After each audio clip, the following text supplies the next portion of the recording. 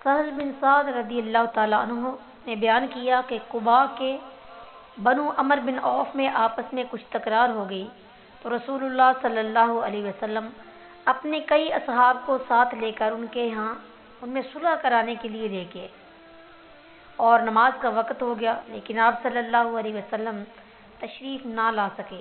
چنانچہ بلال رضی اللہ تعالیٰ عنہ نے آگے بڑھ کر اذان دی۔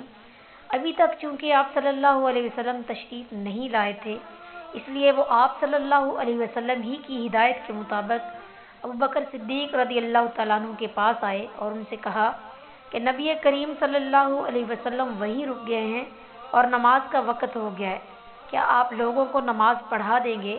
انہوں نے کہا کہ ہاں، اگر تم چاہو۔ اس کے بعد بلال رضی اللہ تعالیٰ عنہ نے نماز کی تکبیر کہی اور حضرت ابوبکر رضی اللہ تعالیٰ عنہ آگے بڑھے۔ نماز کے درمیان نبی کریم صلی اللہ علیہ وسلم صفوں کے درمیان سے گزرتے ہوئے پہلی صف میں آ پہنچے۔ لوگ بار بار ہاتھ پر ہاتھ مارنے لگے، مگر ابوبکر صدیق رضی اللہ تعالیٰ عنہ نماز میں کسی دوسری طرف متوجہ نہیں ہوتے تھے، مگر جب بار بار ایسا ہوا تو آپ متوجہ ہوئے اور معلوم کیا کہ رسول اللہ صلی اللہ علیہ وسلم آپ کے پیچھے ہیں۔ آپ صلی اللہ علیہ وسلم نے اپنے ہاتھ کے اشارے سے انہیں حکم دیا کہ جس طرح وہ نماز پڑھا رہے ہیں اسے جاری رکھیں، لیکن ابوبکر صدیق رضی اللہ تعالیٰ عنہ نے اپنا ہاتھ اٹھا کر اللہ کی حمد بیان کی اور الٹے پاؤں پیچھے آ گئے اور صف میں مل گئے۔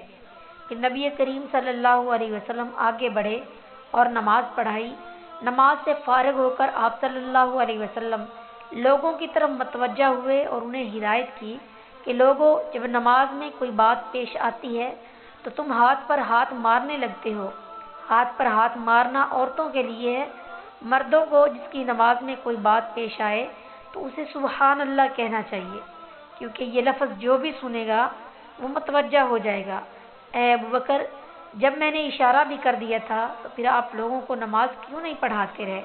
انہوں نے عرض کیا، ابو قحافہ کے بیٹے کے لیے یہ بات مناسب نہ تھی کہ وہ رسول اللہ صلی اللہ علیہ وسلم کے ہوتے ہوئے نماز پڑھائے۔